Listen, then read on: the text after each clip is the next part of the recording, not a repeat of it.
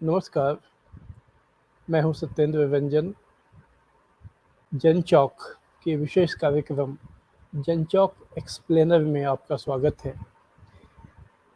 आज हम बात करेंगे नरेंद्र मोदी, प्राइम मिनिस्टर नरेंद्र मोदी के 8 साल के शासनकाल की, जिसकी इन दिनों काफ़ी चर्चा है और ख़ासकर सत्ता पक्ष की ओर से इस बारे में बहुत सारे दावे किए गए हैं। उन दावों का तथ्यात्मक आधार क्या है, इसके बारे में विपक्षी दलों की तरफ से एक उसका काउंटर नैरेटिव, उसका जवाब हम लोगों के सामने आया है, खासकर कांग्रेस पार्टी की तरफ से, जिसने जो अलग-अलग जो मोर्चे हैं, जैसे आर्थिक मोर्चा है, सामाजिक या जिसको सामाजिक या राजनीतिक जो मोर्चा है, या जो विदेश नीति संबंधी सरकार की का परफॉर्मेंस रहा है, उसका उन्होंने एक लेखा जोखा हम लोगों के सामने रखा है। किसी भी सरकार जब एक उसकी सालगिरह होती है, तो इस तरह की बहस आम तौर पर डेमोक्रेटिक सिस्टम के भीतर में होती है, इसमें कोई अलग बात नहीं है। लेकिन जो बात पिछले 8 साल का जो क्रक्स है, जो मोटे तौर पर पॉलिटिकल पार्टीज के डिबेट में उभर कर नहीं आता है, उस उसको समझना अब इसलिए ज़्यादा उस पर ध्यान देना ज़रूरी महसूस होने लगा है, क्योंकि यह तो बहुत साफ है कि नरेंद्र मोदी का शासनकाल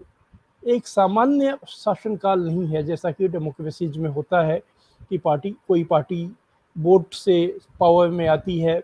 फिर उसकी एक अकाउंटेबिलिटी होती है, लोग उसका लेखा जोखा लेते हैं कि उसने जो वादे किए उसे किस हद तक उसने निभाया। उसका जो उसके शासनकाल में आम तौर पर सभी लोगों का जीवन स्तर में कितना सुधार हुआ या सुधार नहीं हुआ, इन बातों के आधार पर मोटे तौर पर उस सरकार के बारे में एक राय बनती है, और इसी को डेमोक्रेसी में इनकम्बेंसी, एंटी इनकम्बेंसी का फैक्टर कहते हैं। आम तौर पे समझा जाता है कि अगर कोई पार्टी या सरकार शासन में होती है, तो उसके खिलाफ एक जन असंतोष होता है, क्योंकि किसी भी सरकार के लिए जनता की ऊंची आकांक्षाओं को पूरा कर पाना एक सीमा के बाद संभव नहीं होता है। तो इसीलिए देखा गया है कि एक खास समय के बाद सरकारों की लोकप्रियता घटने लगती है। ये फिनोमिना पूरी दुनिया भर में जहाँ भी ये चुनावी लोकतंत्र है, वहाँ पर आमतौर पर देखने को मिलता है। लेकिन ऐसा लगता है कि Narendra Modi as a prime minister, प्रधानमंत्री के रूप में, उनके लीडरशिप में भारतीय जनता पार्टी और उसका जो एक बड़ा समर्थक वर्ग है या संगठन है, उन लोगों ने जो यह सामान्य राजनीतिक एक समझ है इनकम्बेंसी और एंटी इनकम्बेंसी का, उसको डिफाई किया हुआ है। वो उन्होंने उस सिद्धांत के मुताबिक जो पॉलिटिक्स होनी चाहिए, उसको उन्होंने विफल कर दिया है, और एक कोई अलग ही परिघटना, एक अलग फिनोमिना देश में चलाने में वो सफल रहे हैं, जिससे उनके परफॉर्मेंस का असर उनकी लोकप्रियता पर नहीं पड़ता है।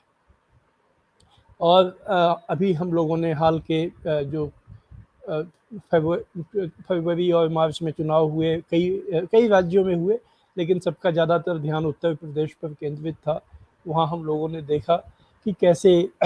एक जो समझ थी कि कोरोना काल की जो नाकामियाँ हैं, आर्थिक क्षेत्र की जो नाकामियाँ हैं, आम तौर पर लोगों का जीवन स्तर गिरने की जो सच्चाई है,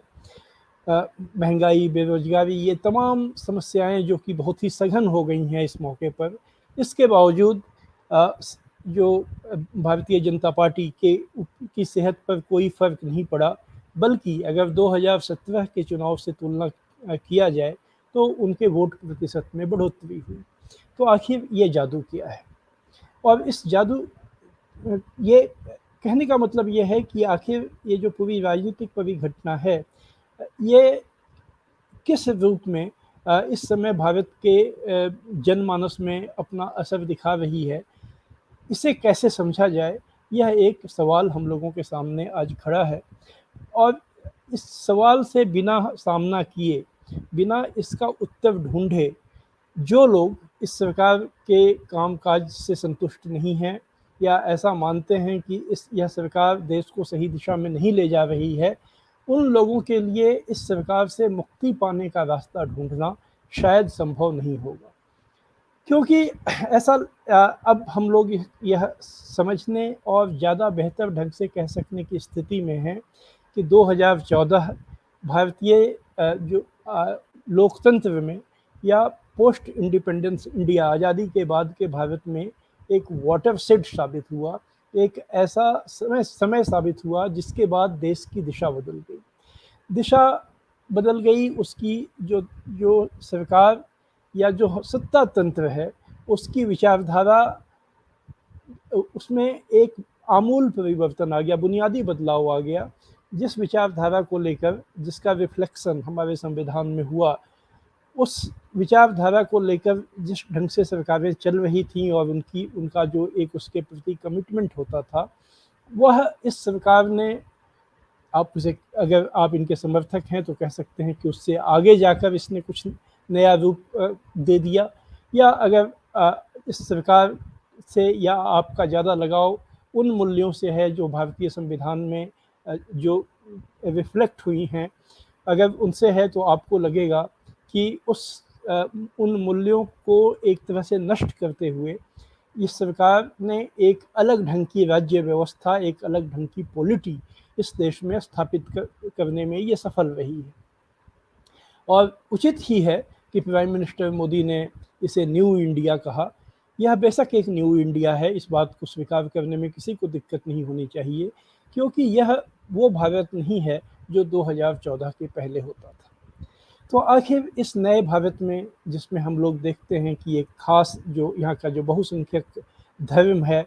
उसकी एक तरह से आप जिसे मेजोरिटेरियनिज्म कहते हैं, यानी उसका वर्चस्व कायम कर दिया गया है। और शासन के तमाम जो उसके जितने भी हिस्से होते हैं, उन हिस्सों पर उस धर्म का एक, उस धार्मिक मान्यताओं का रंग चढ़ा दिया गया है। और उन मान्यताओं के आधार पर जो कुछ भी होता है उसको उसी ढंग से परिभाषित किया जाता है। यहाँ तक कि अपराध और निर्दोष होने का जो पैमाना है वह भी लगभग यही हो गया है कि आप उस धर्म की मान्यताओं के मुताबिक अगर आप कोई एक खास काम कर रहे हैं तो उसे समझा जाएगा कि वह अपराध नहीं है या वह छोटा अपराध है। और वही अगर दूसरे किसी मत, पंथ या राजनीतिक विचारधारा के तहत आप कोई एक्टिविटी चलाते हैं या आप सक्रिय होते हैं, तो उसको इस जो शासन की सोच है उसके तहत उसको अपराध माना जाएगा। तो यह सवाल है कि यह चीज़ बदल गई है। यह बदलने के बाद जो कुछ जो समाजशास्त्रियों ने यह कहा है कि जो अर्थनीति और राजनीति का संबंध तोड़ने में प्राइम मिनिस्टर मोदी और उनकी जो पॉलिटिक्स है वो सफल रही है। सरकार की आर्थिक विफलताएं उसकी राजनीति, उनका जो राजनीतिक ताकत है उस पर असर नहीं डालती हैं। तो आखिर इसे उन्होंने कैसे अचीव किया या आखिर ये बदलाव कैसे आ गया, इस पर अब गंभीरता से सोच विचार करने की आवश्यकता है। कुछ जो पॉलिटिकल साइंटिस्ट हैं, राजनीति के जानकार हैं, उन्होंने इस पर काम किया भी है। उन्होंने इसे समझने की कोशिश की भी है कि आखिर 2014 में अचानक ऐसा क्या हो गया। वो समाज शास्त्री या राजनीति शास्त्री, उनकी समझ यही बनती है कि जो 2014 में हुआ वो अचानक नहीं हुआ, बल्कि वो एक लंबी प्रक्रिया, कम से कम उसके 25 साल पहले से जो फेनोमेना जो चल रहा था या जो प्रोसेस चल रहा था वो उसका परिणाम था। और उन्होंने उन दो बड़ी घटनाओं को एक साथ जोड़कर इस 2014 में आए बदलाव को समझने की कोशिश की है, जिसका एक पहलू नौ उदारवाद, यानी देश में जो आर्थिक नीति 1991 में अपनाई गई, जिसमें राज्य ने आर्थिक मामलों से अपने कदम खींचने शुरू किए। स्टेट जो है वो as a guiding agency economy में नहीं रह गई। इस सोच के तहत एक नए ढंग की अर्थव्यवस्था को ढालने की कोशिश की गई, जिसका परिणाम हुआ कि देश में मोनोपोली कैपिटलिस्ट का उदय होने लगा। दूसरा, और ये जो उससे जुड़ी हुई बात है कि जब पॉलिटिक्स में एक ऊंचा सपना ऊंचे विचार को छोड़ दिया गया, तो लोगों को उनके उनके जातीय या और धार्मिक पहचान के आधार पर गोलबंद करना और उसी को एक जस्टिस का एक जेन्युइन एक एक वास्तविक राजनीति के रूप में उसको पेश करने की को वैधता मिल गई, मान्यता मिल गई। और इन सब का नतीजा ये हुआ कि कुछ सालों के बाद जो जो मोनोपोली कैपिटलिस्ट हैं, इजावेदार पूंजीपति हैं, उनकी ताकत धीरे धीरे इतनी बढ़ती गई और स्टेट पावर की घटती गई कि उन्होंने एक समय में आकर पूरे स्टेट पावर को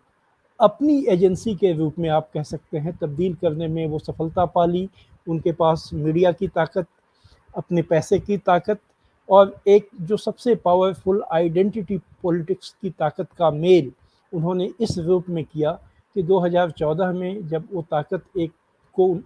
तरह से आप कहें कि राष्ट्रीय परिदृश्य पे लॉन्च किया गया, तो बाकी जो दूसरी ताकतें थी वो हाथ पर हाथ धरे बैठने के लिए मजबूर हो गई। उनके पास कुछ भी उस पर अपनी प्रतिक्रिया दिखाने के लिए या उसका मुकाबला करने का कोई उपाय उनको नहीं सूझा। और वो जो कहानी 2014 से शुरू हुई वो 2022 तक जारी है। आने वाले समय में या 2024 में जो आम चुनाव होगा उसमें ये बदलेगी, अभी भी बहुत से लोग इसकी उम्मीद नहीं कर रहे हैं, क्योंकि यह अभी तक यह एक पावरफुल पॉलिटिकल इकोनॉमी का पार्ट बना हुआ है कि कुछ लोग पैसा लगाते हैं, वो अपने मीडिया से एक माहौल बनाते हैं। उन्होंने एक ऐसी राजनीतिक ताकत के साथ तालमेल कर लिया है जिसने सारी बहस को लोगों की रोजी रोटी और आम जिंदगी से हटाकर उनके किसी काल्पनिक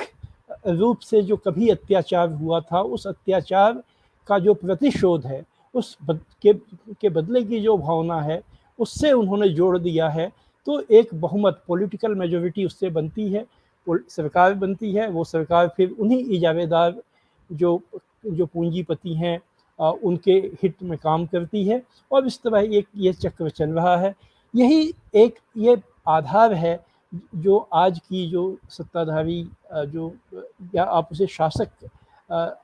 जमात कहें, उस जमात को एक ऐसी मजबूत स्थिति में वो ले गई है जहाँ पर दूसरी ताकतों को यह समझ में नहीं आ रहा है कि आखिर वो इसका मुकाबला कैसे करें। इसे आप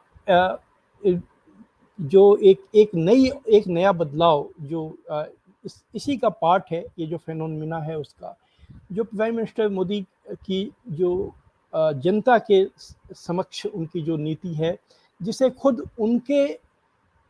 उनकी सरकार के जो former chief economic advisor Arvind Subramanian ने न्यू वेलफेयरिज्म का नाम दिया। अरविंद सुब्रमण्यम ने जब वो करीब 3.5 साल इस सरकार के इकोनॉमिक एडवाइजर रहे, लेकिन जब वो इन्होंने ये पद छोड़ दिया, उसके बाद उन्होंने इस सरकार की जो आर्थिक प्राथमिकताएं हैं उसका उन्होंने एक अध्ययन किया। उनकी एक बड़ी विस्तृत स्टडी रिपोर्ट भी आई जिसमें उन्होंने कहा कि जो मोदी सरकार है, इसने जो वेलफेयर की जो कल्याण की जो नीति है उसमें भी बुनियादी बदलाव कर दिया है। पहले की जो सरकारें थीं, जो नेहरू के ज़माने में जो पॉलिसीज अडॉप्ट की गई थी, उसका मकसद देश की जड़ों को मजबूत करना होता था। उसमें ऐसी जगहों पे इन्वेस्टमेंट करने पे जोर था जिसका नतीजा 5 साल, 10 साल, 15 साल के बाद समाज को मिलता है, लेकिन उसका पॉलिटिकल जो बेनिफिट है, राजनीतिक लाभ किसी को नहीं मिल पाता है, क्योंकि वो जो लाभ होते हैं वो अदृश्य होते हैं। यानी अगर आप आज हेल्थ सिस्टम को बनाना शुरू करें, आप एक पब्लिक सेक्टर का हेल्थ केयर का नेटवर्क पूरे देश में बनाना शुरू करें, तो ये आज से शुरुआत करने के बाद 10 साल के बाद, 12 साल के बाद वो उसका नतीजा लोगों को मिलना शुरू होगा, उसका लाभ होगा, उससे उनका जीवन काल बढ़ेगा, वो बुनियादी बीमारियों से लड़ने की उनकी जो स्थिति है वो मजबूत होगी। लेकिन उन्हें ये महसूस नहीं होगा कि ये किसने किया है। प्राइम मिनिस्टर मोदी ने के उलट ऐसी वेलफेयर पॉलिसी अपनाई जिसमें सीधे यह पता चले कि ये किसने दिया है। आपके खाते में अगर 6,000 रुपया आता है तो आपको मालूम होता है कि ये सरकार ने भेजा, और वो प्राइम मिनिस्टर कल्याण योजना के नाम से आता है, तो आप उससे आइडेंटिफाई भी करते हैं कि ये आपको किसने दिया। फिर चाहे वो गैस का कनेक्शन हो या इसी तरह आपके यहाँ शौचालय बन जाए या कुछ लोगों के गांव में मकान बन जाएं, तो यह एक मॉडल दिखता है कि ये सरकार काफ़ी वेलफेयर का काम कर रही है, भलाई का काम कर रही है।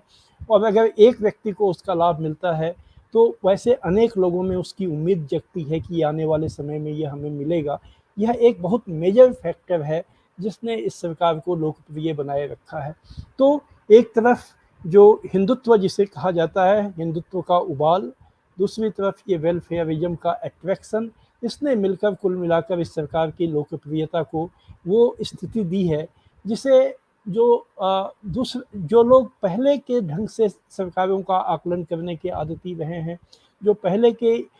इनकम्बेंसी एंटी इनकम्बेंसी के के के क्रम में चीज़ों को देखते हैं, उनके लिए यह समझना मुश्किल बना रहा है। लेकिन अगर इस सरकार के बेसिक कैरेक्टर को समझना है तो अब इन बातों पर खुलकर बात करनी होगी, उसे समझना होगा। यह बात बिल्कुल ठीक है कि पिछले 8 साल ऐसे 8 साल रहे हैं जैसे 8 साल उसके पहले इस देश ने नहीं देखे थे। आज बस इतना ही। एक्सप्लेनर के अगले अंक में हम फिर आपके सामने हाजिर होंगे। समय देने के लिए धन्यवाद। नमस्कार।